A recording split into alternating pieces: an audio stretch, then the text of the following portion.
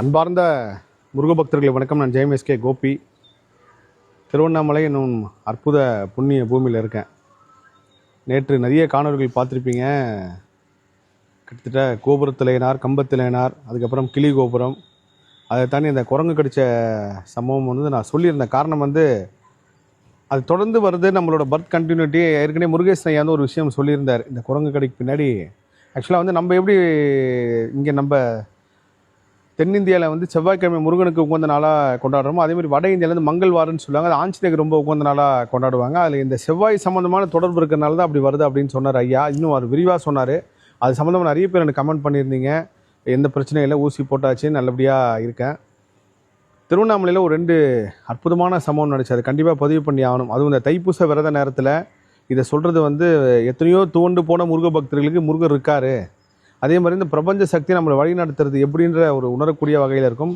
பின்னாடி வந்து திருவண்ணாமலை மலை அண்ணாமலையார் மலை தரிசனமாக காட்சி கொடுக்கறதுக்கு முன்னாடி தான் உட்காந்து பேசுகிறேன். ஆக்சுவலாக வந்து திருவண்ணாமலை கிளம்புறதே வந்து ஒரு திட்டமிடாத பிளான் தான்.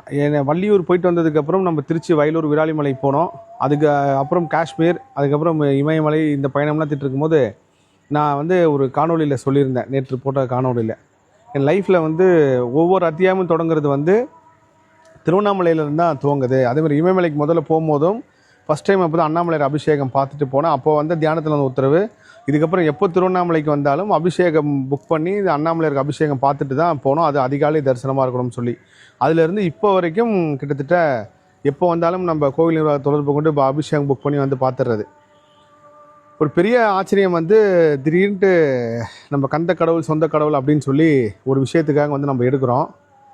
அந்த நிகழ்ச்சி படப்பிடிப்பு வந்து நடத்தணும் அப்படின்றது ஒரு 2 மாதமாக தள்ளி தள்ளி தள்ளி தள்ளி போயிட்டே இருக்குது. அதுக்கப்புறம் ஒரு கட்டத்தில் வந்து இன்றைக்கி தான் நடக்க போகுதுன்னு சொல்லி டிசம்பர் 15ஆம் தேதி அதுக்கு முன்னாடி நேர்காணல் படப்பிடிப்பு போகலான்றப்ப காலையில் 5 மணிக்கு ஷூட்டிங். அந்த நேர்காணல் வந்து சென்னையில் ஒரு அற்புதமான ஒரு திருக்கோவில், அந்த கோவிலை பிளான் பண்ணுறோம்.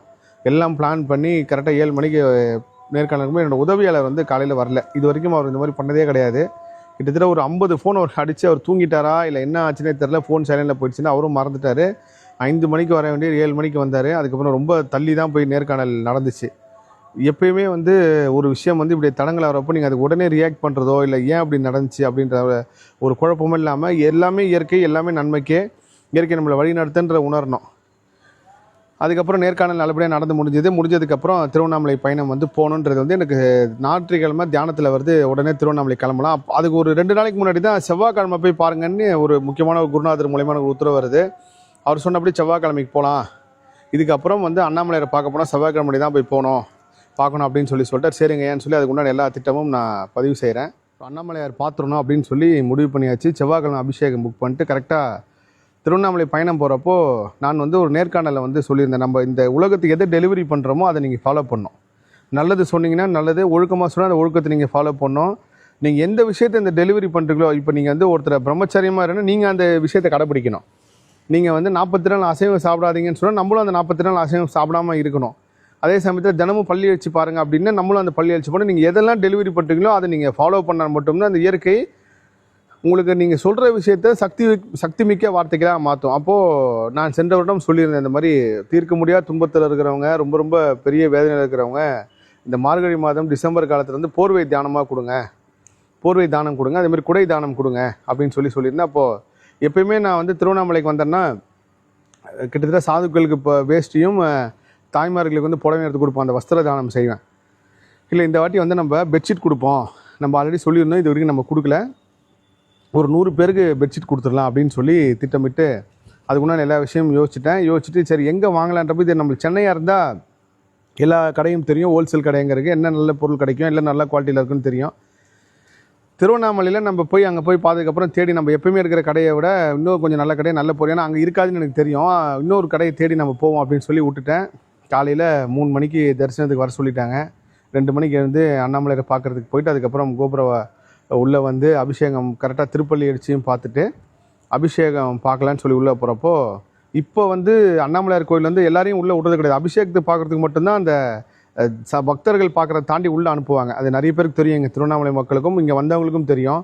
அபிஷேகம் பார்க்குறவங்களை மட்டும் உள்ளே அனுப்புவாங்க. நான் ஒவ்வொரு தடவையும் வரப்போ சில விஷயங்கள்லாம் வந்து இப்போ கடவுள்கிட்ட வந்து நான் வேண்டதே வந்து விட்டுட்டேன். இப்போ எப்போ நான் பழனியில் வந்து அந்த பள்ளியறை தரிசனம் பார்த்தனோ இரவு, அதுலேருந்து முருகப்பெருமாட்டையும் சரி சிவபெருமான் அண்ணாமலைட்டையும் சரி, அது எங்கே போனாலும் அவங்ககிட்ட எதனா ஒரு கேட்குறதுக்கே மனசு வர மாட்டேங்குது. பார்த்தாலே போதும், இதுவே பெரிய புண்ணியம், எத்தனையோ லட்சம் மக்கள் வெளியே இருக்க நம்மள அண்ணாமலை நீங்கள் உட்கார வச்சிருக்காரு அப்படின்ற ஒரு எண்ணம் மட்டும்தான் இருக்கும்.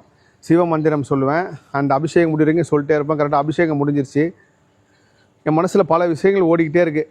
ஏன் வந்து இங்கே இருக்கிற மையம் வந்து திருப்பதி பெருமாளுக்கு எடுத்துகிட்டு போய் முதல்ல வச்சுட்டு அதுக்கப்புறம் வந்து இங்கே எடுத்துகிட்டு வந்து கொடுக்குறாங்க, இதுக்கு பின்னாடி என்ன காரணம்? இதில் வரலாறு வந்து நிறைய பேருக்கு தெரியல, ஒரு சில பேருக்கு தெரிஞ்சிருக்குன்னு சொன்னாங்க. ஆனால் வந்து அதோட அக்யூரேட்டான விஷயம் வந்து யாருக்கும் தெரியல. ஒருவேளை இந்த காணொலி பார்க்குறவங்க, ஏன்னா இதனோட முருகர் ஆராய்ச்சியில் இதெல்லாம் ஒரு பெரிய கேள்விக்குறியாக இருந்துச்சு. எங்கெல்லாம் முருக சக்தி செயல்படுதோ அங்கெல்லாம் பெருமாள் சக்தி செயல்படும். அதே மாதிரி நீங்கள் சிவனடியாக இருந்தவங்க முருகனடியாக மாறுவாங்க, முருகனடியாக இருந்தவங்க கடைசியில் சேரமட சிவபெருமான்ட்டு இருக்கும். இது ஒரு பெரிய ஒரு இன்ஃபினிட்டி மாதிரி செயல்பட்டுருக்கு. அப்படிங்கும்போது இந்த உள்ள இவ்வளோ, ஏன்னா மார்கழி மாதம் வெளியே பயங்கரமான குளிர், அந்த குளிர்காலத்தில் உள்ளே வந்து இவ்வளோ பெரிய அனலாக இருக்கு அப்படின்னு சொல்லி யோசிச்சுட்டே இருக்கேன். அப்போ என் பின்னாடி கோயிலுக்கு வந்து கிட்டத்தட்ட ஒரு 50 வருஷமாக வரவர், திருவண்ணாமலை இந்த ஊரில் இருக்கிற ஒரு கோயில் பக்கத்தில் இருக்கிறவர். நான் அவர்கிட்ட கேட்குறேன், ஐயா இது பெரிய அதிசயங்க, இப்போ வரைக்கும் கற்பனை கட்ட முடியாத அளவுக்கு வெளியில் அவ்வளோ குளிர் இருக்குது, ஆனால் உள்ளே வந்தால் நீங்கள் வெயில் காலத்தில் வேர்க்கிறது வேர்வை வர்றது கூட ஓகே கிளைமேட் அப்படின்னு, ஆனால் இப்போ இருப்பட்ட ஒரு பனிக்காலத்தில் வந்து இவ்வளோ குளிராக இருக்குன்னு அவர் சொல்கிறாரு. இங்கே பாருங்கள், இது கம்மி. நான் கும்பாபிஷேகம் நடக்கிறப்போ உள்ள கருவறைக்கும் போயிருக்கேன். ஏன்னா இது கும்பாபிஷேகம் நடக்கிறப்ப எல்லாருமே இந்த லோக்கல் அங்கே இருக்கிற மக்கள் முக்கியமாக சில வந்து கருவறைக்குள்ளவரும் போவாங்க. அது ஒரு சாஸ்திரம், ஒரு ஐதீகமாகவே எல்லா கோயிலும் இருக்குது. பழனியில் கூட சமீபத்தில் போனேன்னு சொல்லி நண்பர் சொன்னார். அப்போது இந்த மாதிரி கேட்குறப்போ அவர் சொல்கிறார், இதெல்லாம் என்னங்க உள்ளே போனால் எரிமலை கனல் மாதிரி இருக்குங்க, அவர் அனல் தானேங்க, சூடு தானேங்க அவர், அதனால தாங்க. ஏன்னா அங்கே கல்லில் கை வச்சா அவ்வளோ கொதிக்கும், கதவுல கை வச்சிங்கன்னா அவ்வளோ சூடாக இருக்கும். அது உண்மையிலே தெய்வம் இருக்குது, நம்மளுக்கு மாரி ஒரு சக்தி இருக்குன்ட்டு உணரக்கூடிய ஒரு இடம். யாராவது நம்மளுக்கு மேலே ஒரு சக்தி இல்லைன்றவங்க வந்து இந்த அபிஷேகத்தை வந்து பாருங்கள், அந்த இடத்துல எவ்வளோ பெரிய அனல் இருக்கும் பாருங்கள். அப்போ அவர் ஐயாட்ட பேசும்போது நான் கேட்குறேன், ஐயா இந்த மாதிரி எனக்கு ஒரு 100 பெட்ஷீட்டு வாங்கணுன்னு இருக்கேன், எங்கே இந்த துணி கடை நல்ல கடை, இங்கே லோக்கல்னு சொல்கிறீங்க, இங்கே என்ன ஒரு கடை இருந்தால் சொல்லுங்கண்ணா. அப்போது இதுதான் பெரிய அதிசயம். அவர் சொன்னார், ஐயா என் பேர் விஸ்வநாதன் ஹோல்சேல் கடை நான் வச்சுருக்கேன், போர்வை எல்லாமே நான் தாங்க ஹோல்சேலாக கொடுக்குறேன், திருவண்ணாமலையில் நிறைய கடைக்கு நான் தான் சப்ளை பண்ணுறேன். எனக்கு பெரிய ஆச்சரியம், என்னடா முருகா அப்படின்னு சொல்லிட்டு ஒரே ஒரு விஷயம்தான் நான் வந்து இது மூலயமா சொல்ல வரேன். நீங்கள் எப்போ ஆத்மார்த்தமாக ஒரு உதவி செய்யணும்னு நினைக்கிறீங்களோ அப்போது இயற்கை அதுக்குண்டான சூழ்நிலை உருவாக்கி கொடுக்கும். நான் சமீப காலமாக எல்லாத்தையும் சொல்கிறேன், இதை பண்ணால் புண்ணியம் வரும்னு நினச்சி செய்யாதீங்க, நம்ம போர்வை கொடுத்தா நம்ம வாழ்க்கை மாதிரி நினச்சி செய்யாதீங்க, சாப்பாடு கொடுத்தா நம்மளுக்கு ஒரே நைட்டில் வாழ்க்கை மாதிரி நினச்சி செய்யாதீங்க. நடக்குதோ இல்லையோ நம்மளுக்கு அந்த பொருளாதார வசதி இருக்குது, அந்த வசதிக்காக நம்ம செய்கிறோம், இயற்கை நம்மளுக்கு கொடுத்துருக்கு, இல்லாதவங்களுக்கு கொடுப்பா அப்படின்னு நினச்சி செய்யுங்க, நியூட்ரலான சமமான மனநிலை செய்யுங்க அப்படின்னு சொல்லுவேன். அப்போது நானும் வந்து இது கொடுத்தா ஐயோ நம்ம பெரிய தானம் பண்ணுறோம் அப்படின்லான்றதுக்காக கூட இந்த விஷயத்தை நான் சொல்ல, நம்ம எல்லாரையும் பண்ண சொன்னால் நம்மளும் செய்யணுன்றது இயற்கை கோட்பாடு. அப்போது பெரிய ஆச்சரியமாக இருந்துச்சு. அவர் சொன்னார், இதாங்க விசிட்டிங் கார்டு, நீங்கள் வாங்க நான் கொடுக்குறேன் அப்படின்னு சொல்கிறாரு. எனக்கு உண்மையிலே வந்து பிரபஞ்சம் தான் அவரை காட்டிச்சு நான் சொல்லலாம். எங்கேயுமே அலையாமல் ஈஸியாகவே நம்மளுக்கு வந்து இவரை காட்டியிருக்கு. இது ஒரு பெரிய அதிசயம். இந்த அதிசயத்தை கண்டு உணர்ந்து நம்ம யோசித்து பார்க்குறதுக்குள்ளே இன்னொரு ஒரு பெரிய அற்புதம். கோயிலில் சாமிலாம் பார்த்தாச்சு, வீடியோலாம் எடுத்து முடிச்சாச்சு. இதுக்கு நடுவில் தான் இந்த குரங்கு கடித்த சம்பவம், அப்புறம் கம்பத்தில் முருகப்பெருமானை பார்த்துட்டு அதுக்கப்புறம் அங்கேருந்து கோயில் வாசல் வெளியே வந்து இவருக்கு நான் ஃபோன் பண்ணுறேன். ஃபோன் பண்ண, ஐயா உங்களோட தொடர்பு என்ன இருக்குது, வாட்ஸ்அப்பில் லொக்கேஷன் அனுப்புங்க அப்படின்னு சொல்லி கேட்குறேன். இவரும் அனுப்புகிறாரு. அங்கேருந்து திருமஞ்சனம் கோபுரம் ஏற்ற மாதிரி திருவள்ளூர் தெருவில் அந்த பேரிகார்டை வந்துட்டு ஃபோன் பண்ணுங்க அப்படின்றாரு. அப்போ என்னோடய உதவியாளர் வந்து எப்பயுமே ஒரு அட்ரஸ் நான் அவர் கன்னட இறக்கி கேட்பார். ஆனால் நான் கோபுரத்துலேருந்து வெளியே வந்து லெஃப்ட் கட் பண்ணலான்றப்போ ஒரு 2 பேர் நிற்கிறாங்க.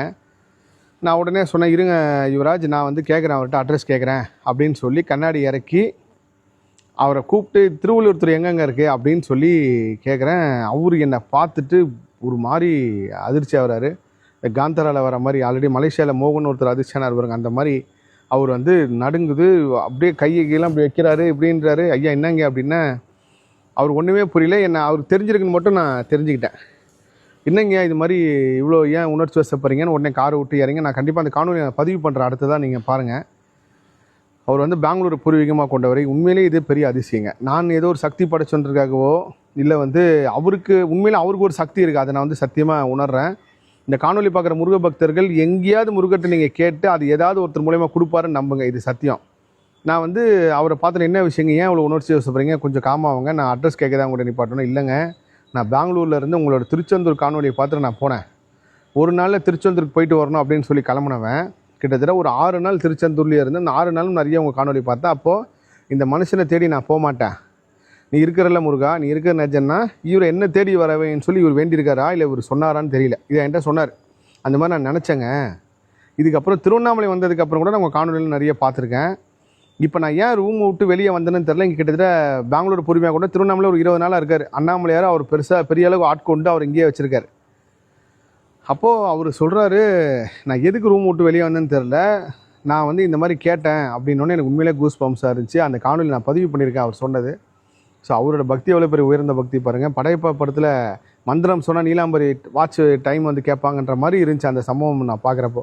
இப்படிலாம் ஒரு அதிசயம் வந்து நம்ம கண் முன்னாடி நடக்குது. அதுவும் திருவண்ணாமலையில் கண்டிப்பாக இந்த முருக பக்தர்கிட்ட சொல்லியே ஆகணும் அப்படின்னு சொல்லி பதிவு செய்கிறதுக்காக தான் இந்த முக்கியமான காணொலி. இல்லைன்னா கூட நான் சுருக்கமாக இந்த விஷயத்தை நான் சொல்லியிருப்பேன்.